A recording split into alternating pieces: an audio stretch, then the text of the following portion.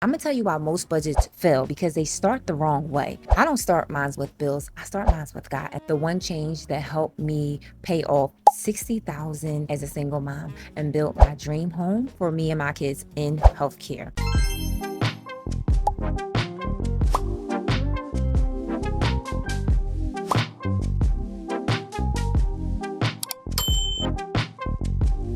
Oh, welcome back to Gracefully Simplified. I am Janine. I am your go-to girlfriend for managing money with faith and intention God's way. If you are new here, hey girlfriend, hey, I'm so excited that you are here. Truly appreciate it. And if you are a returning subscriber, you know that you are appreciated more than you know. I am your Christian financial coach. I help single moms, especially the ones in healthcare, stop carrying the financial burden alone. Because honestly, we were never made to do things alone.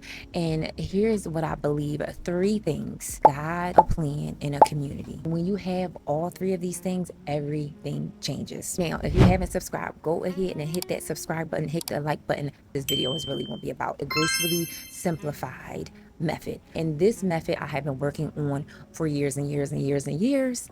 And I just came out with it publicly. So I just want to be real with you guys for a second. And I feel like most budgeting advice tells you where to start.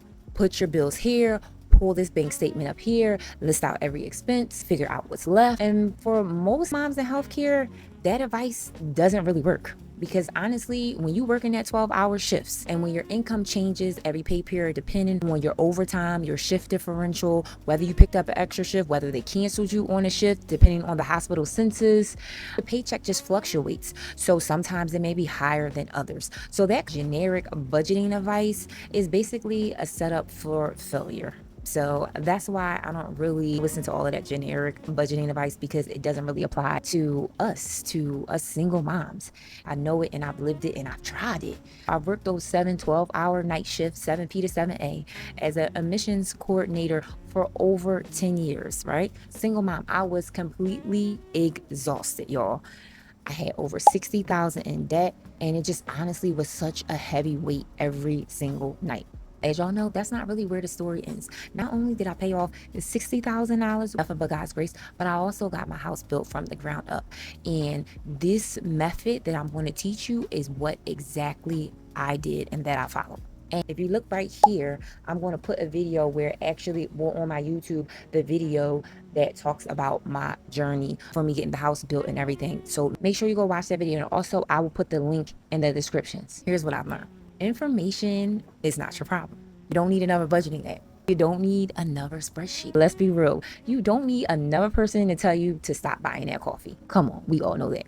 What you need is a system that's simple, that's repeatable for every single dollar that hits your account. I call this the Gracefully Simplified Payday Flow. 5 steps. The order matters just as much as the amount, because when God is first and every dollar has a job, money honestly stops becoming a source of stress and it becomes a tool for peace. Y'all, let me walk you through each one. So make sure you get your pen out and your paper and write your notes down. This payday flow changed how I looked at money and how I did money. Pillar number 1, which is the most important one: God first. Listen, this one is so important. God first. You gotta put him first when it comes down to your finances.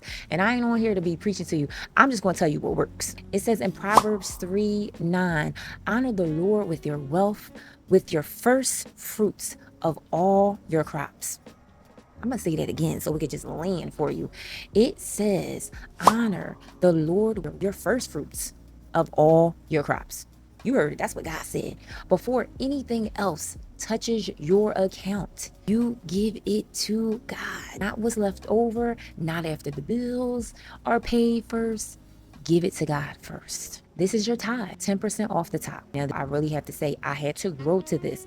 If 10% feels impossible, girl, I cannot do 10%, or me and my kids gonna be in a poorhouse. I get it, because I was at a place where I couldn't give 10%. I had to build up to that. The habit of it matters more. So you can start with $10, start with $5.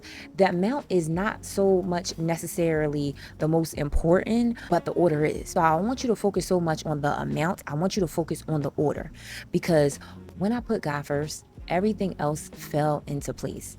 And not because my bank account had just magically multiplied, but because my heart shifted and I stopped controlling everything. Because as a single mom, you just want to control everything. I stopped gripping my money so tight.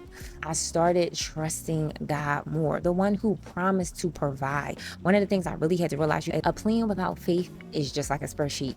You cannot pray your way out of debt without a plan, and you cannot budget your way to peace without God. They say faith without works is dead. You need both. Put him first always and watch your life really change. Pillar number 2, y'all, is the promise. Okay. You like, girl, what is promise? Promise. Proverbs 21:20. It says, the wise store up choice food and olive oil, but fools gulp theirs down. We need to be wise and store up what God has given us and not just spend all of it. Promise is paying your future self first. I know I had to shift my mindset. A lot of my framework is trial and error. I went through it. What works, what didn't work, what kept me successful, what allowed me to continually pay off debt, what allowed me to build my emergency fund, what allowed me to get my house built. These steps and framework that I follow allowed me to do this. So I know you got to shift your mindset a little bit, but promise is paying your future self first. Before any single bill gets paid, before groceries, before gas, before kids, all of that, you need to pay yourself first. Now, this is not just about the amount. Like we said in God first, it's about the habit. Whether it's $5, y'all, the habit is paying your future self first for your children's children. Wise people store up. They don't spend all of their money. You are telling your future self, I see you and I'm preparing for you and you matter. For your kids, for your grandkids, you are saying, I am going to be good stewards of what God has given me and I'm going to pay myself first. And I don't care if it's $5, even if it's $3, pay yourself first. Get into the habit of doing that. Don't wait until the end, because I guarantee you it's always going to be a bill and it's going to be nothing left over. Listen, I did this for years and years and years, y'all. That's why I was making 6 figures and didn't have a dime to my name. So this framework is something that I know because I live it. It works. How did it start for me? So it started with $10. Yep. That's it, $10. And over time, that $10 became 100, that 100 became 1,000, and that 1,000 became the down payment on a house I'm living in now that's worth $500,000, built from the ground up by a single mom who started with $10 and a prayer. I have a promise tracker inside of the Gracefully Simplified Money System. I use these tools to this day. If you're interested, I'll put the link in the description so you can just grab it. Pillar 3, provision, Philippians 4:19. And it says, and my God will meet all your needs according to the riches of his glory in Jesus Christ. I absolutely love this scripture verse, everything about it. So provision, what does that mean? Provision covers all of your needs. And when you think about provision, I want you to think about your bills, rent, your mortgage, your utilities, your insurance, the bills that basically keeps your lights on, keeps your home afloat, and keeps a roof over your head for you and your kids. And here's the simple rule of thumb that I want you to think about. If it's automatic, that is your provision. This is where healthcare moms have a unique challenge. Your income is not the same every pay period, and I get that. Shift differentials, overtime, holiday pay, and all that, it fluctuates. So honestly, in your provision account, you budget based on your base pay, not your highest, not your overtime, but your base pay. You cover your fixed expenses first. And when you have a heavier check, the extra flows to promise and breaking chains. God supplies all of your needs, and this is where you plan for them faithfully. Pillar number 4, breaking chains. Proverbs 22:7 says the rich rule over the poor and the borrower is slave to the lender. This is where we name every single debt. Bring it to light. Your credit cards, your car loans, your student loans, your medical debt, all of that. Breaking chains. I want you to think about every time that you pay a minimum towards your student loans, to your car note, you are breaking a chain. Here's what that does. It robs you of your peace, your time, and your energy. It whispers to you in the dark. It tells you that you're stuck.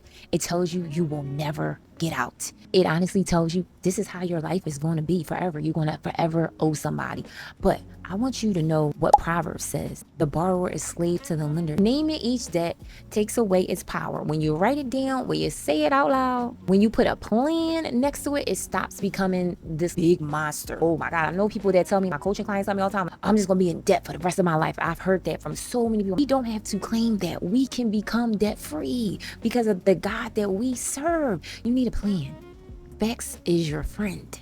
You can't fix what you don't face. So we have to face the debt. We have to face the numbers. We have to write it down.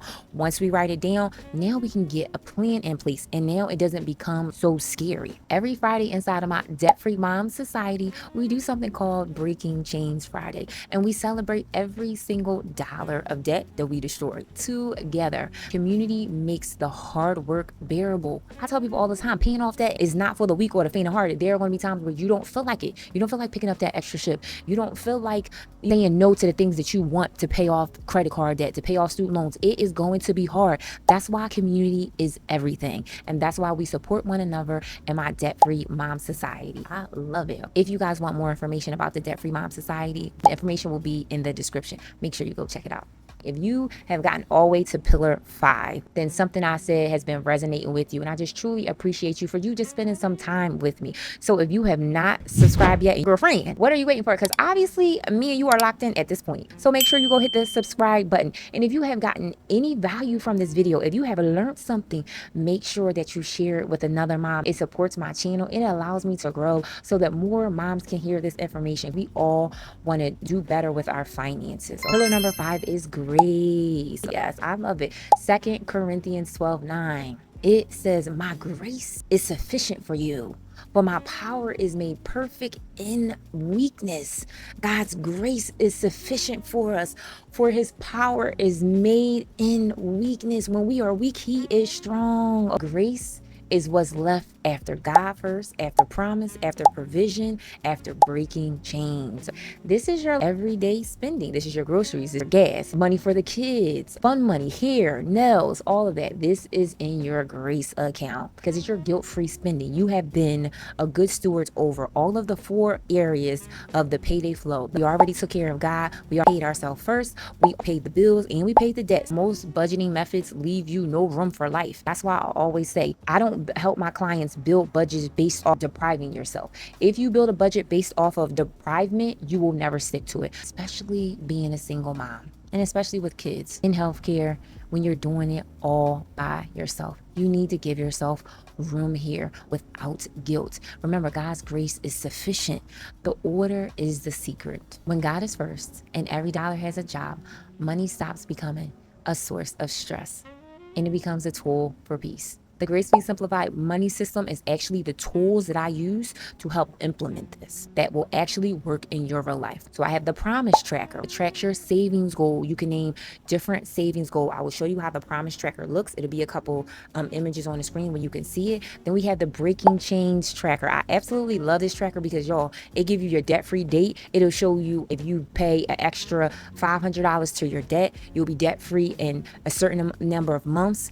It just gives you that momentum to say, okay, I'll be debt free by this date. And then you have the full provision and grace tracker, which is the monthly template. These are all Google Sheets that I use every pay period. I constantly use this and it's all laid out so you don't have to really figure it out alone. I'll link this in the description below.